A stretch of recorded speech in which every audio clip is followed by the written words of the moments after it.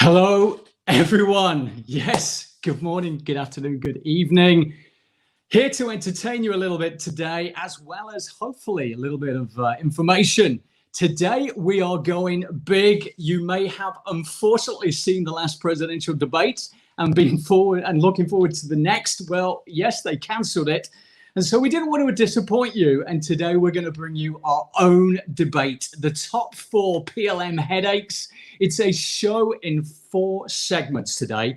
So bring in your thoughts, bring in your questions, and throughout, because at the end of each segment, and there's 4, don't forget, we're going to come out to you and get your questions, get your thoughts. So bring them in. So if you're ready and you're set, let's go. Let's get going.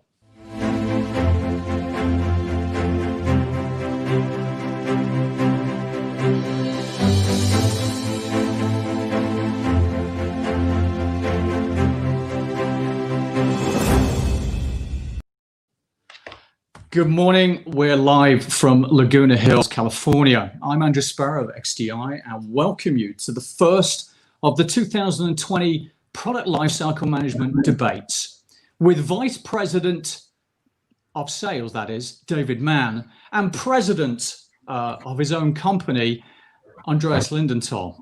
This debate is sponsored and designed by XD Innovation and has been put together in total chaos, and so in keeping with really the presidential debate in truth. As a result, it will be one long argument broken into 4 10-minute, at least I hope there will be, segments full of interruptions with 2-minute rants from each candidate for the first question, and then open slander for the rest. And then we'll reach out to our town hall audience, that's you, for further thoughts, abuse, and unanswerable questions. Amazingly, both sides have agreed to these rules. I can't believe it. For the record, I decided the topics and the questions in each topic. I can assure you, none of the questions have been shared that much with the candidates. This debate is being, just so you know, conducted under strict health and safety protocols that's been designed by my wife, who is in healthcare. Not that you were remotely interested in that. Both candidates have agreed that they will not be shaking hands. So please, everyone, don't forget to ask those questions at the end of every segment. Right now, we welcome to the stand 25-year PLM techie nerd nominee David Mann and the equally experienced, off into the clouds, maybe even another planet nominee, Andreas Lindenthal. Welcome. Don't clap for yourself. Anyway, welcome, gentlemen. Welcome. A lot of people have been waiting for this day, so let's get things underway. Our first subject is related to the Bill of Materials. Vice President Mann, you are very vocal in your belief of the manufacturing bomb, going as far as to suggest there is little need for the E-bomb. Andreas, meanwhile, President Lindenthal, you believe there to be many M-bombs, many E-bombs, and each one entirely different and entirely valuable. My first question to you, gentlemen, is E-bomb, M-bomb, are they the same? I'm going to start with you, Vice President Mann. You have 2 minutes. The clock is running. So thank you, Andrew, and thanks everybody for joining today. In terms of E-bomb and M-bomb, people ask, are they different? And of course they're different. You have to have a little bit of both. But when you come down to it, all companies are trying to build something, and the biggest difference between E-bomb and an M-bomb is you can't build against an E-bomb, which makes the M-bomb a lot more important. Now, when we say you can't build against it, the M-bomb is going to contain all of the information that you need to actually go out and produce on a manufacturing line. And the difference between these two types of bills of materials is really the intent. Who are the people working on it? What is the purpose of it? An E-bomb is all about product engineers. They're focusing on the actual thing that people are going to be buying, the things that they're going coming off the assembly line, going into the packaging, going into stores, or going into this to the consumer's house. So it's a thing that people are buying. M-bombs are different. They're made by another type of engineer, perfectly, same education, but focusing much more on how you build it. They're going to be reorganizing the EBOM, and they're going to be placing it in ways that make it easier to assemble. And they're going to be adding in things like tooling and consumables and process plans and things like that actually allow you to get it off a manufacturing plant. You can't actually build an EBOM. Most of the times they're organized in ways that simply don't make sense. They make sense to the product engineers, but to a guy on the manufacturing shop floor, he just doesn't understand how you can pull all these pieces together. Now, there are companies that use contract manufacturers, and they'll say, hey, I don't have an EBOM. I'm just designing stuff and I hand it over. Well, I can guarantee you that those contract manufacturers, they have an EBOM. They're building it for you. You're just paying for it. And that's a perfectly good service for a lot of companies. There are also companies that are doing engineer to order. Now, these companies, a lot of them are actually focusing exclusively on the EBOM because all they're about is building that one-off thing. So they're really looking at how do I build it, including all of the... Vice President Mann, you're running over time. You've had your 2 minutes. Yeah, I know. But the important part is that with the EBOM, Vice President Mann, you're going to have a few rare exceptions in there. The rare exceptions are really about companies with EBOMs and no EBOM. That's where I saw Grind to Fit for the first time. A company, they basically threw an EBOM over the wall and said, our guys on the shop floor figure it out. I don't like that idea. When you think that could kill people, grinding to fit, not a great idea. Vice President Mann, have you now finished that? That is well over your 2 minutes allocated. We're seriously going to have to penalize you next time around. My apologies, President Lindenthal. I'm going to come to you. You have 2 minutes to express your differences of that which Vice President Mann has extolled. Well, thank you, Andrew, and thanks everyone for having me here and allowing me to share my thoughts. Finally, so EBOM and MBOM, are they the same? And I have to first, clearly say that I have to strongly and violently agree with Mr. Mann. I know that's not very typical for a presidential debate, but I'm trying to work across the aisle here. So hear me out, all right? Very well. So are they the same? No, absolutely not. So most companies clearly distinguish an MBOM and an EBOM in one way or another. The primary difference is that an EBOM shows the sequence or the levels of how a product is configured. So from a design intent, whereas the MBOM shows the sequence or order how a product is built, meaning from a manufacturing intent, and David already alluded to that. Hence, the structure of an EBOM and an MBOM are generally very, very different. The parts of an EBOM are all on the MBOM, they have to be. But in addition, an MBOM also usually contains tools and fixtures and other materials and work instructions, manufacturing procedures, etc., that are necessary for the manufacturing assembly of a product that are not included on an EBOM. The engineers who design the product, they're not even aware of all those tools and fixtures and all that. So they wouldn't know what parts have to be on there. And in addition, there's typically only one EBOM of a product that clearly shows how, what parts are on it. But depending on how many manufacturing sites or ERP systems a company has, there may actually be multiple different MBOMs for a product. So manufacturing site A may have a MBOM and a manufacturing site B which assembles the product differently using different tools and fixtures and all that. The MBOM for manufacturing site B may look completely different. President Lindenthal, thank you. You've had your 2 minutes. Oh, come on. Here's the deal.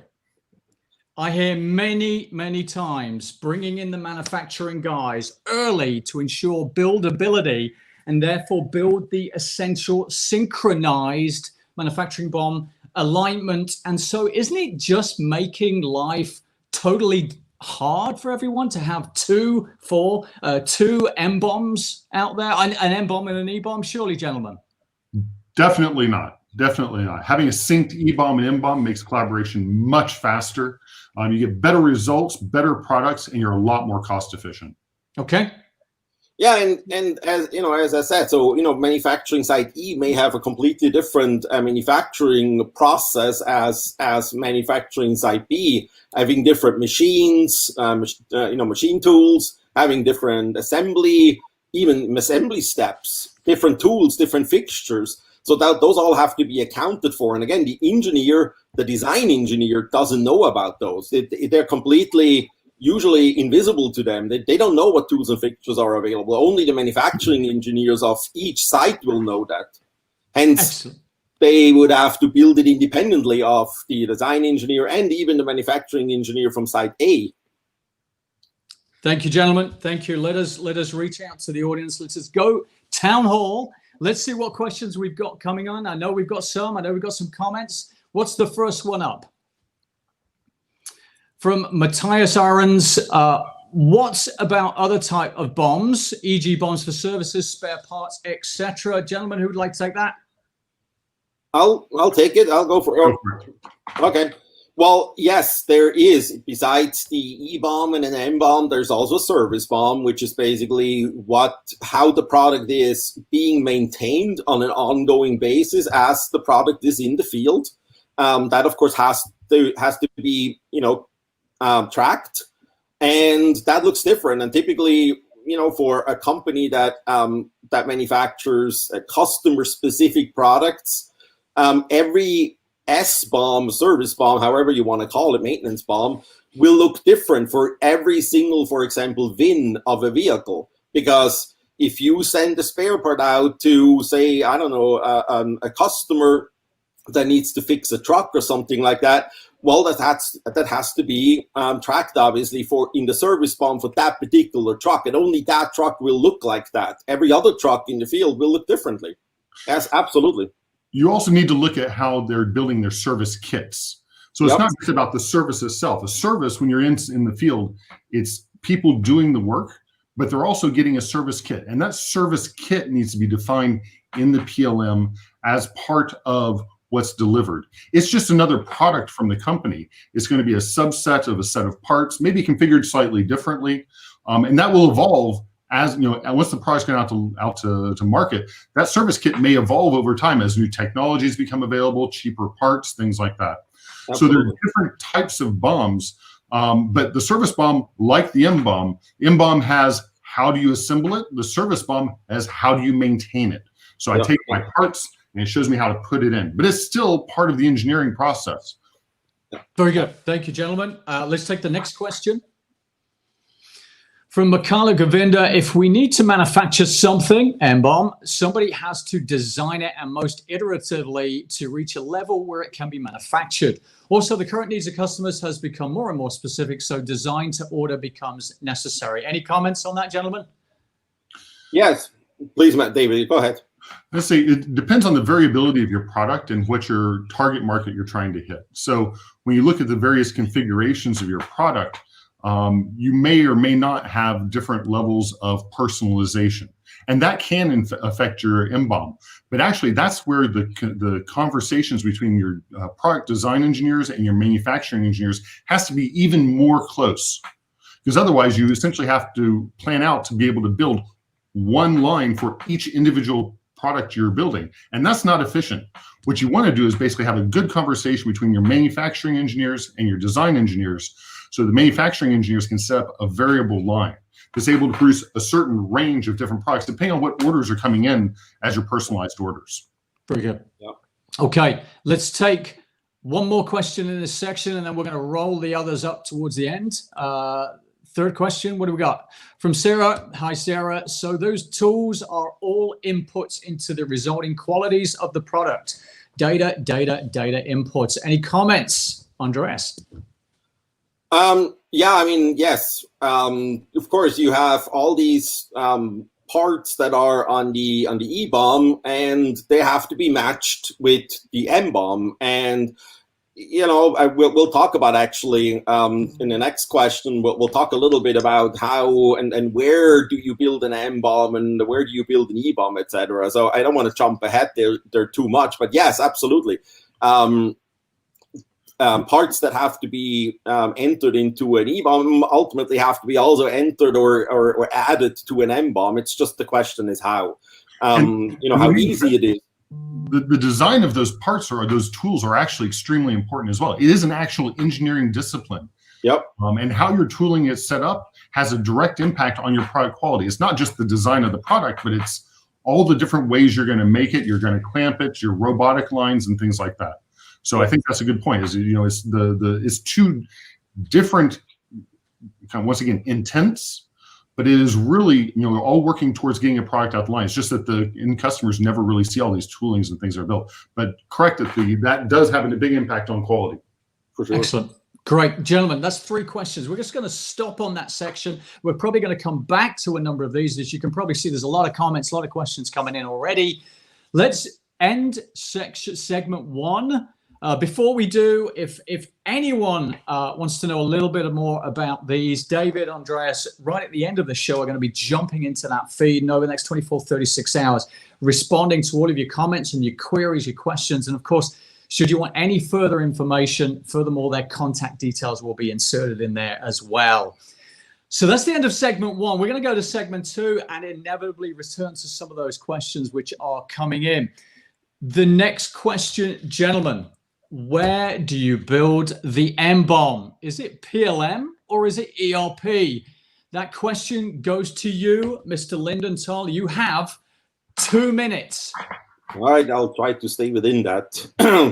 Not easy, and I had a hunch you were going to ask that question. I don't know how, but in any case, so to the question, where do you build the MBOM? Well, many companies create the EBOM, obviously in a PDM and or PLM system, and then transfer it to an ERP system where they create the MBOM. Historically, that has been the normal approach, the default approach. Now, there are significant benefits, and we'll get to that, to creating both the EBOM and MBOM, or MBOMs even, in PLM, and then transferring the complete MBOM into the ERP system where it is just used for manufacturing, basically consumed.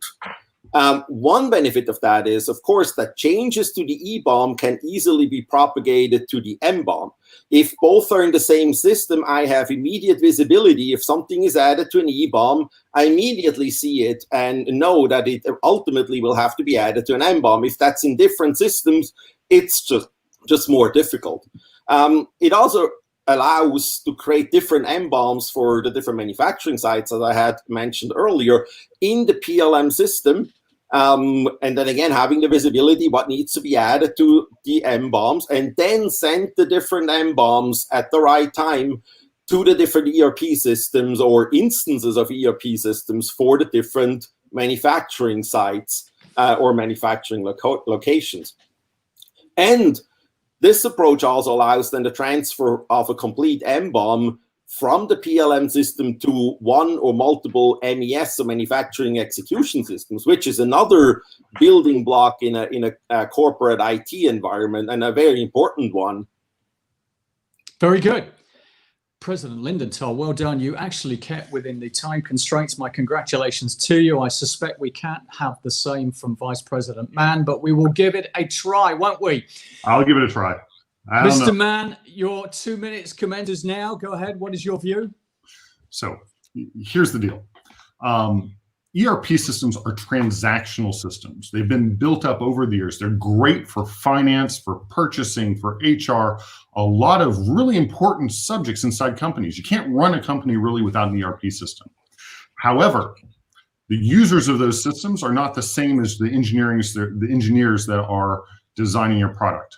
To author a BOM, whether it be an MBOM or an EBOM, it's done by engineers. It's not done by financial analysts. It's not done by HR.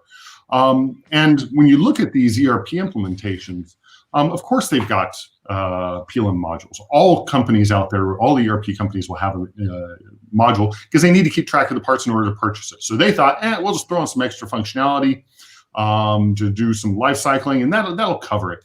But it's really not what the engineers need. Whether it's the engineering in the design or engineering manufacturing, it's not what they need. And to the point where, most ERP companies, when you're going through your implementation, they'll actually give you the PLM module for free, and you get what you pay for. So, 20 years ago, there was an argument for having the MBOM built in the ERP because, well, people were building the product, the design product, on file system. There really wasn't a lot of PLM deployed and things like that. And it was hard to transfer data back at that time. That's the Stone Age problem. That's not true today. So this is all ancient history. Today, it's easy to take EBOM or an MBOM from a PLM system, inject in the ERP so that the people in purchasing and finance and can prepare the purchasing for the shop floor. That's easy to do. So there's no reason to basically cut the wheels out from underneath your engineers and make them use a financial system to design their product. Yeah, and I want to add there, I think that's the other thing. Typically, the ERP systems are really not very nice in terms of usability. Yeah, they're horrible. It's very hard, and I don't want to talk over you, Mr. Man. No, but you are doing anyway. It's really it's hard, much harder to You to are create talking over him. BOM in an ERP system than The in question a isn't whether the BOM authoring should be owned by the PLM or the ERP. I mean, I think that discussion has been put to bed now that we actually have a good connection between the two. Right. You have the best product for the best user. So, one user is going to be using financial. They're definitely need to be in the ERP to purchase all those products, make sure they're going through the purchasing processes, staffing processes, and things like that. The real question, though, is when do you start exposing the MBOM from the PLM to the ERP? Yeah, we will come to that. We will come to that. Yeah, it's not yet there, though. Okay. Keep it under control, Mr. Man, please. Please. You're interrupting me. Oh, this way. I hear that, but surely, let's be honest, the MBOM has to reside in the ERP. It has to sit there. It's going to spend 99% of the time. And, there are 9 main elements to probably an MBOM, be that part numbering. I mean, we can open up that can of worms if you want. The name, the phase, the quantity, the units of, with that one. You're interrupting me, units of measure. I mean, the debate is with me or is it with Mr. Lindenthal? I ask you. I mean, honestly, the ERP drives operations, purchasing and logistics, and therefore surely the MBOM is going to reside there and spend the vast majority of its time there. And it kind of dwarfs even the need for an EBOM. So I go back to my first point. Do you really need 2 of them? But anyways, what do you think about that? Well, absolutely. I mean, the MBOM ultimately resides in ERP and is used in ERP, but it is not created there. Yep. It is created in PLM. Once it's done, it's transferred over to ERP where it is consumed and used for the manufacturing process, and of course for procurement and for quality functions and all other business functions. But it is just used there. It is not created. I completely agree. It's a question about authoring versus consumption. Yep. And you're always going to have downstream consumption of data. But the question is, where do you author it? Where do you control it? And that for the MBOM has got to be in the PLM system. And then you move it over to the ERP so that they can do all of those, transactional operations on it in order to get the product onto the shop floor so it can be manufactured. But it's not the authoring side of it, not the engineering side of the work. Great. Thank you, gentlemen. Let us go town hall. Let's go to the audience. Let's see what questions we've got coming in. They are coming in thick and fast right now. Let's pick out one of those related to where does it house and create. From Tushar Kali, any idea what made enterprises at the first place use ERP systems for MBOM creation? I've got a view on that, but I'll come to you. And why the wind is now turning towards PLM systems playing the role of being a better master system for MBOMs too. I think question goes to you, Mr. Mann. So for me, I think that really has a lot to do with the maturity of the PLM system. So a lot of these ERP systems have been in place for many, many years inside these larger companies. And at the time, they needed a way to manage the MBOM. They didn't really have anything on the PLM side, and many companies didn't have a PLM. It was literally files written to a file system, and they uploaded them to the ERP when necessary. So they had some, they had some functionality in there that they want to continue to use, but it doesn't mean it's the best way to do it. And as you see now, you've moved from PDM, which is product data management, which is essentially managing the files about the product, into the product lifecycle management. Where if you look at the way Dassault calls it, even 3D experience, which is bringing everybody into the same group to operate on the same data. And now you have that functionality to really manage as an engineering product the manufacturing data. So you've got manufacturing engineers creating the data. And that's not an ERP, as I said earlier. That's not an ERP operation. Yeah. Excellent. Excellent. Next question, please. I want to add maybe, okay. I mean, historically, seeing companies started 20, 30 years ago, as David said, implementing ERP systems, they had no place for the MBOM other than the ERP system. But then they ended up with a very convoluted process, often with getting the data from a CAD system or a PLM system, often through an Excel spreadsheet or whatever, then manually entered into the ERP system, which was often an absolute nightmare. Yeah. And that is, I think, what we're talking about is that today, with the technology that is available, there's a much better process available and should be used. Yep. Great. Good. Thank you, gentlemen. On to next question. What do we have? Question from the audience.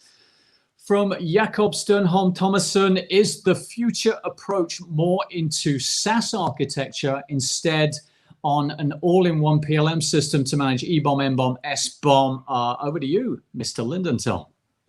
Well, I think it's less of a question about SaaS architecture or whatever. I think there's just an inherent benefit of having an integrated system for managing engineering or technical data along the technical process chain. If I have a variety of systems, one that specializes maybe a little bit more on MBOM, another one specializes a little bit more on EBOM, I have to build integrations between all those systems. And again, it's not a question whether that is SaaS or on demand or on premise or whatever. It really just is more, how many interfaces do I want? How many islands of information do I want in a company? And in my opinion, the more systems I have, the more complicated the architecture is ultimately going to be. So I think everything, points to having one PLM system that handles the entire process, from creating the CAD data to creating or managing the CAD data to creating the EBOM and creating the MBOM and the whole manufacturing process. I think Mr. Mann, you've got some comments. I think you have software as a service. So you can have your PLM on the cloud as a service. Yep. That's really a financial question in terms of how you want to purchase. Right. The licensing question, whether you're doing a subscription base or you're doing a long-term purchase. And a lot of the trend, honestly, right now is moving towards subscription. But from an architectural base, I agree with Andreas. You want to have all that data as closely related as possible. There are some software as a service systems that you can do that, and you do need to be able to link your software as a service to your ERP, which is generally, not always, but generally not going to be a cloud solution. Yeah. So you need to be able to do that connection, and that's where you're going to have your integration. But you don't want to be integrating each independent little function in there. Otherwise, you're going to build an IT department and spend all your human resources in IT as opposed to engineers building your product. Yeah. Very good. Very good. Let's take one more question. They're racking up. So I'd love to take one more. I hope you gentlemen, you're okay with that. What have we got? Yep, sure. From a LinkedIn user, Andreas, this case, if you build the MBOM in PLM, would you use it effectively in PLM? Would you sync the ERP system with stock levels, etc., to be able to manage MBOM in PLM, and would not touch ERP MBOM in ERP? Andreas, you want to take a run at it? Yeah, sure. Of course. Well, I would manage clearly the MBOM in PLM. I would create it there. The history would stay there with all the revisions, etc., but not all the information that is related to manufacturing. Inventory does not belong in PLM. That is clearly an ERP function. That doesn't mean that I wouldn't have visibility to it, for example, through an integration, again, where I can see in PLM what inventory is available, but I certainly wouldn't manage the inventory in PLM. That is an ERP function, absolutely, clearly. And again, the ERP has absolutely its place. We're not advocating here under any circumstance that we want to replace ERP. We just want to do the right thing in the PLM system and then let ERP do what it is built for, and that is basically to manage the manufacturing process. Agreed. David, anything to add? I completely agree. I mean, you're going to manage the things like the effectivities and things like that. You're going to manage that in your PLM. Yeah. And you can reflect ERP data. Once again, that data, the stock data, is going to be authored in your ERP or even in your MRP. and that can be integrated and shown and displayed in the PLM. But it's going to the PLM is going to be a slave system for that. It's going to be the one that's going to be receiving the information and displaying it, but you're not going to modify from the PLM. It's just going to inform the engineers on what's going on the shop. Very good. Very good. Okay. A lot more questions coming in. We're going to have to kind of roll back to those towards the end or after the show as well. Let's move on. End of segment 2. Let's move to segment 3.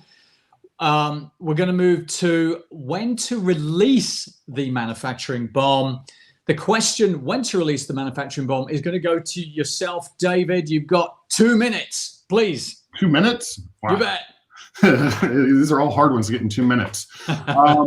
So when you think about releasing your MBOM, the release for the full MBOM from the top level basically is the go for manufacturing. It doesn't mean start purchasing it. It means start running. Traditionally, the top node of the MBOM was released, purchasing and manufacturing kind of started. But that's not the way modern companies work. What they're really trying to do is push this more up front. And there's a lot of reasons for that. One of which is, for example, long lead time items. If you wait till you've released your entire MBOM before you're going to start purchasing and getting all that stuff, you're never going to get your schedules down right for your manufacturing. So really trying to break down the silos between the product engineers, the manufacturing engineers, and even sourcing, so you can just get that collapsed into a lot faster process, a lot more speed. So you don't want to wait until the full MBOM is released to start doing some of those purchasing projects. Once the toolings and the fixtures and the assemblies are released, they can be sourced. So those aren't going to change. Of course, you don't want to release the full MBOM until the plan, the processes, and everything like that are fully defined. So there's a little bit of coordination that has to happen there, but the benefits of doing that and saying, okay, I'm going to release my MBOM once everything's done. But when I say I release, that release actually is start manufacturing. Within a few weeks after that, maybe a few days, a few weeks after that, you should actually start your process running, as opposed to having engineering throw it over the wall, manufacturing engineers doing the work, and finally hitting the, okay, manufacturing BOM's released, then you start going and executing in terms of purchasing and assembling and things like that.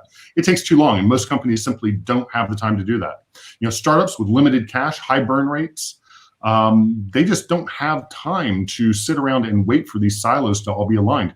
And they're really doing a great job of pulling things together. And I'm starting to see some more established companies really working to get all of these things linked together so that by the time they get to releasing the MBOM, it's literally everything's ready to go. The long lead items have been ordered and are in place. The short lead time items are being bought just in time. And when they say release the MBOM, that means actually start execution. Great. Thank you. Andreas, over to you. What are your thoughts? Yeah, I mean, I think, we have to look at the whole process. So everything obviously starts with the EBOM. So typically the EBOM is released when a design is complete, right? And the MBOM is then released when the manufacturer of the product is planned and defined. That means when all manufacturing processes and procedures are created and finalized. So that it's a sequential process, essentially. But the problem is if the EBOM is created in PLM and the MBOM is created in ERP, then typically the EBOM can only be pushed to the ERP once the EBOM is released. So now we really have a very, very serial process. That means that work on the MBOM can only start when the EBOM is finalized. And that's what David was just talking about. But that creates a huge problem for companies, particularly some, that have short delivery times and that need to shorten time to market, time to delivery, etc. So one of the huge benefits of handling both EBOM and MBOM in PLM is that concurrent engineering working simultaneously on an EBOM and MBOM is much easier because modifications on an EBOM can much easier be propagated to the MBOM. They become immediately visible as opposed to have to wait until something happens, is released in PLM, is then pushed to ERP, and only then becomes visible. So work on an MBOM can actually start before an EBOM is even released, meaning the time to delivery can be shortened, which again is huge for, and I know I agree with you, David, a lot of small startups, they work in a obviously very time crunched fashion, but this is even true for large aerospace companies, automotive companies, particularly if we talk about custom products.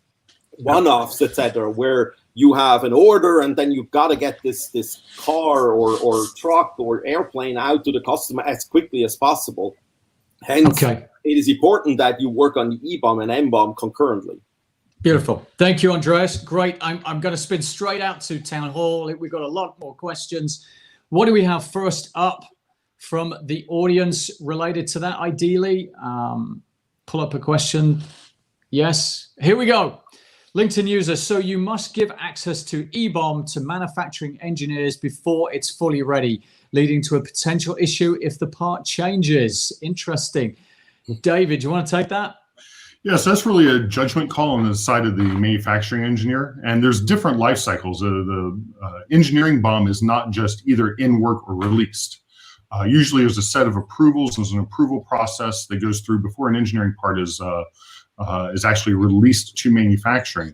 And that's really where the visibility, the manufacturing engineer needs to know what's coming down the line so he can potentially prepare and also give feedback to the design engineer to say, hey, if you do this slightly differently, it makes my life a lot easier on the manufacturing line. We'll cut off, 3% of the cost or things like that. So they need that visibility, and that dialogue is what the collaboration is all about. But at the same time, I agree, you don't want to necessarily start building all of your tooling and things like that on a product that's in work. You just need to know this coming down the line, maybe have some ideas about it. And then once it's frozen and people start reviewing it, you've got an initial engineering review, then they can say, okay, now we're going to start, this looks like it's going to go through, and we can start doing some actual manufacturing engineering on it. At least that's my point. Yeah, and I want to add to that, I think we have to distinguish between releasing a part and releasing the BOM. We can release a part before the BOM is released. That happens very, very often. And once the part is released, then again, the manufacturing engineer can use it on the MBOM. He knows it goes on the MBOM, obviously, because it's part of the EBOM, even though the EBOM is not released. But he can already start, placing orders against it because he knows that this part is going to be on the MBOM ultimately because the part is released, right? But that doesn't mean that they have to wait until the entire EBOM is released. It's just part on the EBOM that are released. So it's a question of managing change. Okay. And collaboration between the two. Right. Okay. Yep. Let's pull up the next one, please. Next question. What do we have? Digging around. There's a lot in there. LinkedIn user. Doesn't the idea of concurrent engineering go against the basic principles of data management? Mr. Lindenthal, take that one. No, I don't think at all. To the contrary, actually. I think concurrent engineering is only possible with proper data management. Because that really, if I manage the data properly and I manage the access to the data, then I can have a manufacturing engineer working on a particular part of a BOM, for example, that is released without affecting all the other parts that are not released yet, because he may not have access to those. Only the the design engineer has access to those. Whereas when this one part is released, it becomes accessible to the manufacturing engineer. He sees everything else, but he cannot act on everything else. So as I said, concurrent engineering really is only possible in the context of proper data management. And the data management principles like change management that applies both on the design engineering side, but as well as on the manufacturing engineering side, are all in context. So your data management is actually stronger because you can see how all these changes relate. Whereas if you just do your data management on the engineering BOM and wait till it's fully released, you don't really see what the impacts of those decisions are on the manufacturing side. Whereas you can link the changes on the engineering side and the links on the manufacturing side through the change action process, and actually have a much better and more robust data management process. Yep. Very good. Very good. Gentlemen, we're going to come back to a lot of those again towards the open. I think we need to open it up at the end. Let's move on to segment 4. We're moving to the product configurator, very, very relevant in these modern fourth industrial revolution times.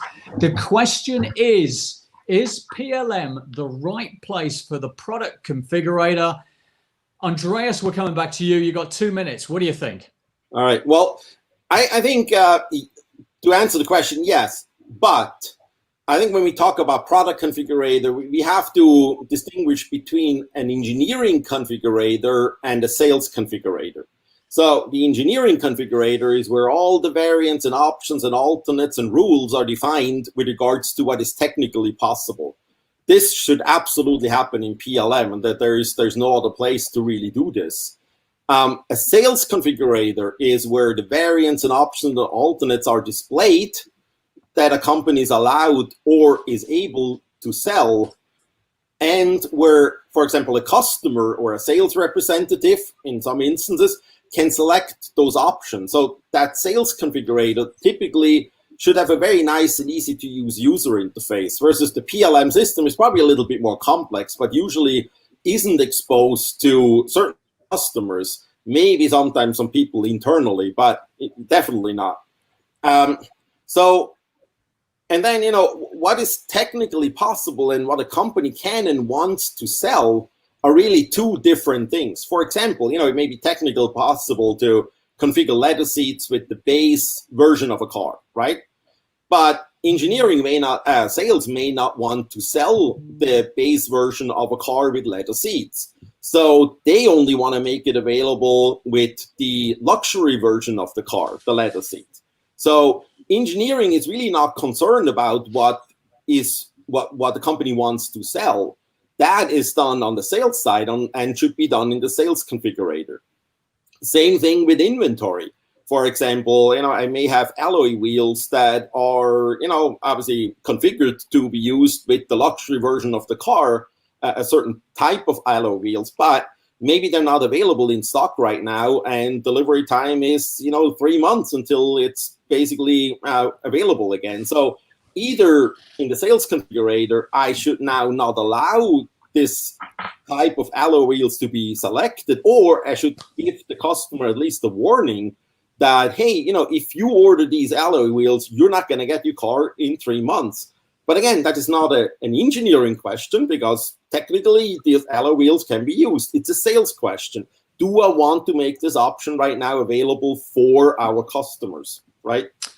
Thank you, President Lindenthal. I gather you went way over your 2 minutes, but that's okay. It was important to get across. Got it. David, your 2 minutes on the product configurator. So for the product configurator question and where it belongs, I generally agree with what Andreas said. But where I really want to take it back is to the business model of the company that's making the product. If you're a low volume engineer to order or even configure to order type enterprise, for example, selling industrial equipment onto an assembly line or robotic cages, that's really an engineering problem, because a salesperson's got to be really technical in what they're selling. They're going in there and they're having a discussion with the factory owner, and they're actually having to use all the variability in the product set that they've got in order to get a line that will meet the KPIs of the purchaser. So that, the salesperson, you're not going to give the end user access to that. That's really going to have to be a technical sale. And I think that type of configurator is really, you're working still on the engineering configurator. Coming out with the actual BOM that's going to be built in your engineer to order, configure to order system. That said, on the other hand, if you've got a product set that's really a marketing feature, and this goes back to what Andreas was talking about with wheels, things like that, there's a marketing feature cell, which is about color, marketing options, and things like that, that is handled by salespeople, which are completely disconnected from your engineering process or the technical process. You do need the two configurators, because you always need the engineering side configurator. But for engineering to decide what is technically allowed, that's what the engineering configurator is for. The marketing is really based on the market conditions. Your sales example was great. For example, engineers don't care what color the car is. It's just not their concern. They are concerned about what's the viscosity of the paint, what's the chemical drying times, and things like that, the technical qualities of it. But that could go for an entire paint line. And they'll say, okay, we don't care if you're going to make your car, you're going to offer your car in Texas, and it's going to be chamois yellow in Texas, and it's going to be pink because you want to sell it to Mary Kay Cosmetics, or you're going to be selling something in Italy, and it's got to be cherry red or fluorescent green. The engineers don't care. What they care about is the fact that that paint is going to get through the nozzles and get onto the side of the car and have the right chemical qualities for it. So I think there's need for both, but in some cases there will be cases, like I said, in engineering to order type companies, or configure-to-order companies where they're really looking at it, say, just one configurator is basically an engineering configurator. It's very, very technical, but for everything else, you do need to have both. I can no longer look at you Texans in the same light. But moving on from there, now I know why the Lamborghinis are yellow in Italy. So thank you for that. Great. We're going to spin out one last time to the town hall audience. Let's see what we've got coming in on questions as this final part, and let's maybe see if we can wrap up some of the previous ones as well. So Tushar Kali. Mr. Lindenthal, loved the way you pointed out that there should be a clarity on engineering configurator and sales configurator. It looks like most of the times this clarity is missing and hence confusion. Not sure. Any comments on that? No, I agree. There is often confusion. Yes, absolutely. A lot of companies do try to force either salespeople or even customers to some degree to use a very complex user interface of a PLM engineering configurator, or they try to do everything in a sales configurator, which it also is not built for, and it would be much more difficult to do because if there's a change on the PLM side that has to then be somehow communicated to the sales configurator, which often is an entirely manual process, which even more often gets forgotten then. So then if engineering, for example, changes something and says, these alloy wheels, for example, are no longer available, we don't want to offer them, someone forgets to update that in the sales configurator, and then the salesperson sells something that is not even available anymore. It's not technically possible. So that's why I think it's also extremely important if there are two configurators, when there are two configurators, sales and engineering, that they are integrated. That changes on the engineering side are propagated automatically also to the sales side. Yeah. Okay. I think it just comes down to there are separate sales configurator systems. I think some of them have been oversold at times in terms of capability, and they're more looking at just the configuration problem and not looking at the fact that the engineering side is a full engineering product and the engineering configuration. They think that everything just gets sold, but things have to be engineered up front. So I completely agree. You need to have your configuration engine on your engineering side that is flowing data into your sales, but then someone on the sales side needs to decide, what are we going to sell out of all the possible range of stuff? Exactly. You bet. Okay. Looks like we're going free and open now. So let's pull in some of the previous questions that came in. So let's grab from whichever section that came from. What do we have to answer? Let's have a look. From Imtiaz Javid, what additional items includes in the manufacturing BOM in comparison to eBOM? Design the product is similar to build the product. David, you want to take a run at that? I think when you say design the product is similar to build the product, if you're in an engineering to order type process, it is actually the same thing, because you're just building one. Therefore, you want to optimize. Basically, you're building one BOM, which is your MBOM. You're doing your design and you're building everything together. But when you're in the MBOM, you not only have parts, you don't have just the parts you're selling, but also the parts for the tooling and things like that. But you also have process. You actually have to say, how am I going to assemble this thing? And it could be as simple as put it in a box, or it could be as complex as you need to run these cables through here at this step, because after this step in the process, you're not going to be able to get those cables through that hole. There's a lot of more information. The MBOM is going to be a lot more rich, and it's going to consume everything that's in the eBOM, but it's going to add more information about how that assembly process is going to happen. And then it can even inform, for example, your factory layout and how you're going to organize your factory downstream. So there's a lot more information. Your MBOM should generally be much bigger than your eBOM. Yep. But it's just going to continue to use all those eBOM parts. Your entire recipe, absolutely. What's the next question we've got out there? From Matthias Arens, dear Mr. Lindenthal, in case of a single PLM system which is managing all, how do you include software development? Yeah, a very interesting question, and I agree, it should be included, absolutely. However, there is a distinction again between authoring, meaning actually doing the actual software development with the different objects and then writing the code and all that. That should probably be done in a separate system. So just like CAD, and writing a document is done in a word processor or in a CAD system.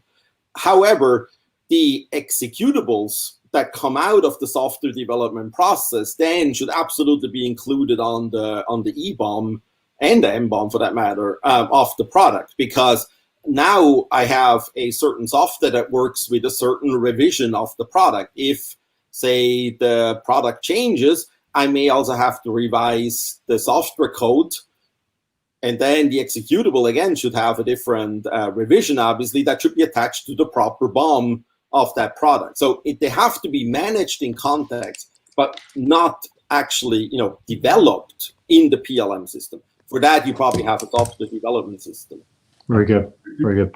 You'll use Git or Subversion or something like that to manage your software. Right. But then the builds themselves, you need to set the targets, what features you want to have in your software to each individual build in your bill of material. So you know at each release your bill of material what features are in there and in the software. But you're not going to store the software. You're not going to use a PLM system as a software repository. But there needs to be a link, and they need to be able to see each other and communicate with each other appropriately. Excellent. Excellent. Let's take one more question. What do we have? LinkedIn user, very well said, David and Andreas. I wish this would be common knowledge. Would you add effectively to PLM MBOM if you have a well-implemented ERP system? David, your turn first. Sure, I would say yes, just because the effectivity, you're basically planning out which EBOM goes into production at what given time. And that's going to change, and that actually changes your MBOM.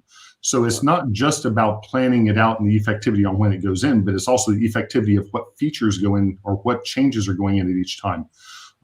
Once you've gotten an effectivity BOM, you've got your MBOM set and on this date, for example, date-based effectivity, that one can be transferred over to the ERP. And they do need to have similar concepts of effectivity, or at least a mapping of the effectivity between the ERP and the PLM. But for me, that definitely should be done in the PLM.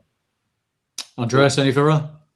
Yeah, same as David. I mean, even if currently it is set up that the ERP system creates or we create the MBOM in the ERP system, I think there's a huge benefit of looking at that process and looking at what are the benefits in that particular instance of the company of actually changing that approach and saying, okay, let's use the PLM system also to create the MBOM and then transferring the MBOM to the ERP system. I think there's a huge benefit to that, yes. Very good, very good.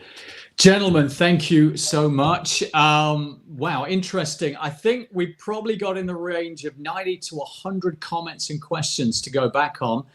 We've swept up maybe 9 or 10 of them. So long way to go. Let's jump back into those. And everyone, once again, if we've touched on subjects which to you, you're not quite sure or you've got strong views over, David and Andreas are people you probably want to be talking to. They've been around it for way too long, I'm sure. So reach out, please. We're going to put the contact information at the bottom, and they're both going to jump back into the comments and questions and give you those answers. David, Andreas, thank you so much.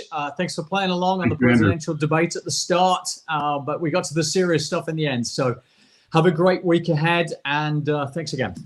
Thanks, everyone. For next week, coming up, one of Amazon's experts. Yes, Amazon are already known as fulfillment masters and fast becoming the same when it comes to manufacturing. So how do they actually deliver smart and lean manufacturing of their own products at speed? Monday, 9 a.m. Pacific, 12 Eastern, 1800 European, and 2130 India. Have a great week ahead, and see you next week.